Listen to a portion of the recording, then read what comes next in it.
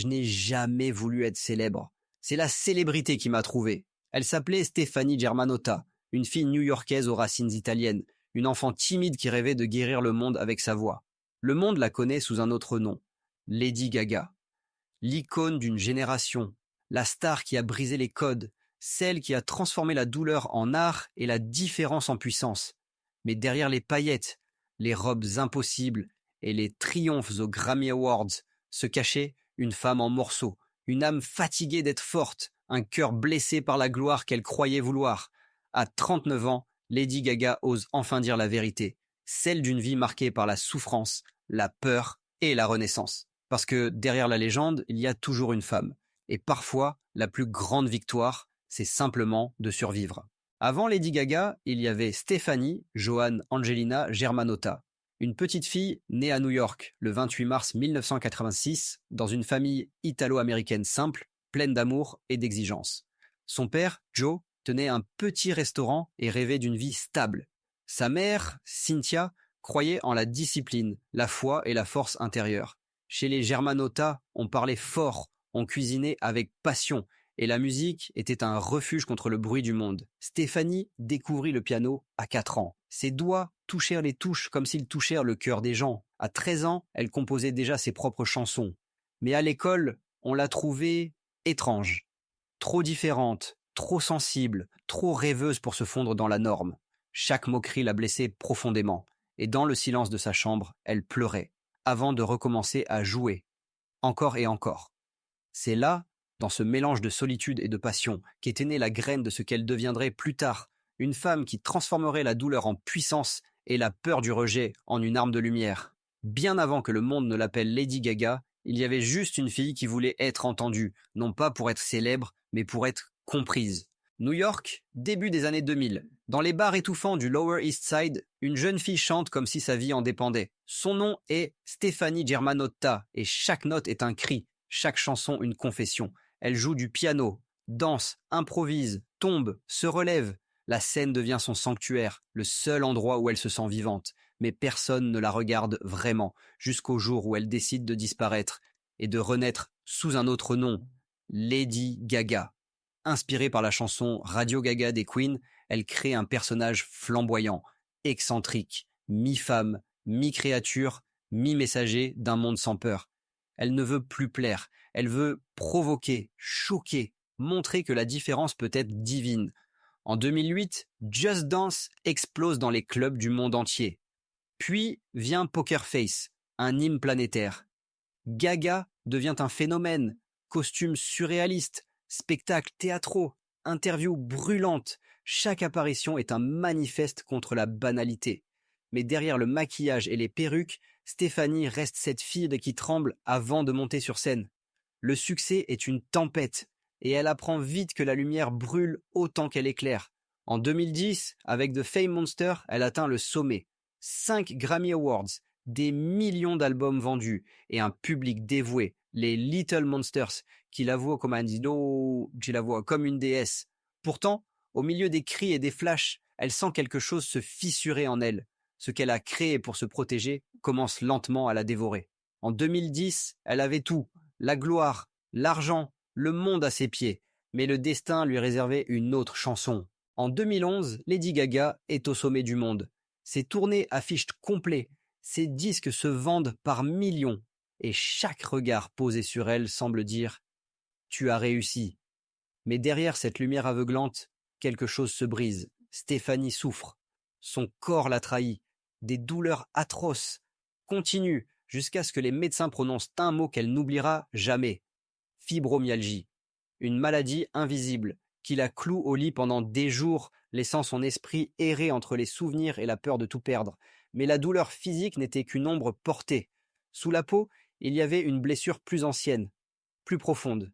À 19 ans, alors qu'elle rêvait encore d'un premier contrat, elle a été violée par un producteur musical. Pendant des années, elle a gardé le silence, prisonnière d'une honte qui ne lui appartenait pas.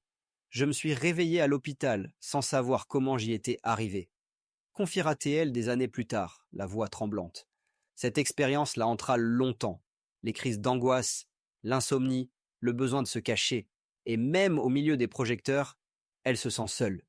terriblement seule. Le documentaire 5'2" montre la vérité nue. Une femme recroquevillée sur un canapé, les larmes au visage, répétant qu'elle ne veut plus décevoir personne.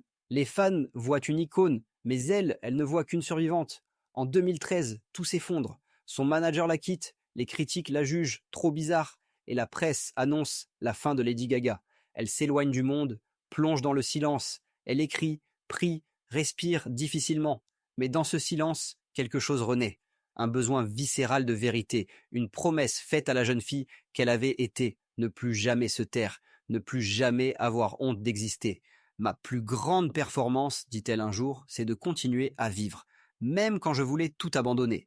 Après la tempête, il y eut le silence. Un silence plein de fatigue, mais aussi de promesses. Lady Gaga s'est arrêtée. Elle a cessé de courir après les projecteurs et a commencé à chercher ce qu'elle avait perdu. Elle-même. C'est dans ce moment fragile que naît Joanne, 2016, un album dépouillé, sincère, dédié à sa tante disparue trop tôt. Dans ses chansons, Gaga ne joue plus un rôle. Elle parle d'amour, de pardon, de la douleur qui devient tendresse. Son chapeau rose pâle, sa voix tremblante, tout respire l'humanité retrouvée. J'ai compris que je ne voulais plus être parfaite, je voulais juste être vraie. Sur scène, elle sourit moins, mais elle ressent plus. Elle parle à son public, comme à une famille. Les Little Monsters ne sont plus des fans, ils deviennent ses miroirs. Puis, en 2018, Hollywood l'appelle. À Star is Born, face à Bradley Cooper, elle incarne Ali, une jeune chanteuse pleine de doutes, trop pure pour le monde du succès. Mais Ali, c'est Stéphanie. C'est la fille qui chantait seule dans les bars de New York, celle qu'on n'écoutait pas, celle qui a survécu. Lorsque Gaga chante Shallow, elle ne joue pas, elle respire, elle vit, elle guérit. Cette chanson devient une prière, un cri d'amour pour tous ceux qui ont eu peur de tomber. L'Oscar qu'elle remporte n'est pas un trophée. C'est un symbole, celui d'une femme qui s'est relevée sans renier sa douleur. Elle le dit elle-même, je ne veux plus être admirée, je veux inspirer. Depuis, Lady Gaga vit différemment. Elle défend la santé mentale, la bienveillance, la foi en l'humain. Sa fondation Born This Way aide des milliers de jeunes à croire en leurs propres valeurs. Et chaque fois qu'elle monte sur scène, c'est comme une offrande. J'ai cherché le bonheur dans la gloire. Je l'ai trouvé dans la gentillesse. Lady Gaga n'est plus une icône. Elle est devenue une voix, celle qui rappelle que la lumière la plus pure naît toujours de l'obscurité. Aujourd'hui, Lady Gaga n'est plus simplement une chanteuse. Elle est devenue une voix du courage, une lumière pour tous ceux qui ont connu le silence de la douleur. Son art a dépassé la musique. Elle a redéfini la pop, non comme un spectacle, mais comme un langage du cœur. À travers ses costumes, ses mots, ses larmes, elle a prouvé qu'on pouvait être à la fois forte et brisée, célèbre et seule, humaine avant tout. Sa fondation, Born This Way, continue de soutenir les jeunes, d'ouvrir des espaces de dialogue sur la santé mentale, la tolérance, l'amour de soi. Pour la communauté LGBTQ+, elle est une sœur, un refuge, un symbole de liberté. Pour des millions de fans, elle est la preuve que l'on peut transformer sa vulnérabilité en puissance.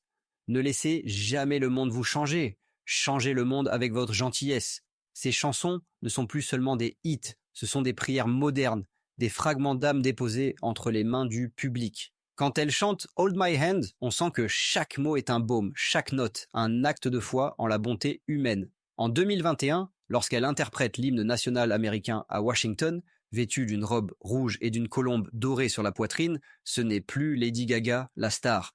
C'est Stefani Germanotta, la fille italo-américaine qui a trouvé la paix. Aujourd'hui, elle ne brille pas seulement sur scène. Elle brille dans la mémoire collective comme un rappel que la gloire passe, mais que la vérité reste. Les étoiles ne s'éteignent jamais. Elles changent simplement de ciel. Si vous avez déjà dansé sur ces chansons, peut-être avez-vous aussi dansé avec sa douleur. Parce que Lady Gaga nous a appris une chose essentielle.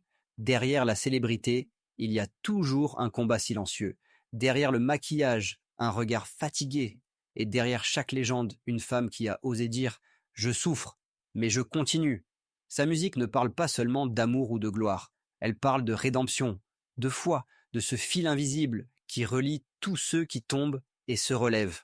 Aujourd'hui, Lady Gaga n'est pas un mythe. Elle est un miroir tendu à chacun de nous pour nous rappeler que la plus grande victoire n'est pas d'être parfait, mais d'avoir le courage d'exister. Et vous, quelle part de l'histoire de Lady Gaga vous a touché le plus? Écrivez-le dans les commentaires, parce que se souvenir, ce n'est pas regarder en arrière, c'est reconnaître combien de lumière peut naître d'une âme brisée. Derrière chaque étoile, il y a un cœur qui bat, et derrière chaque légende, une vérité qui ne meurt jamais.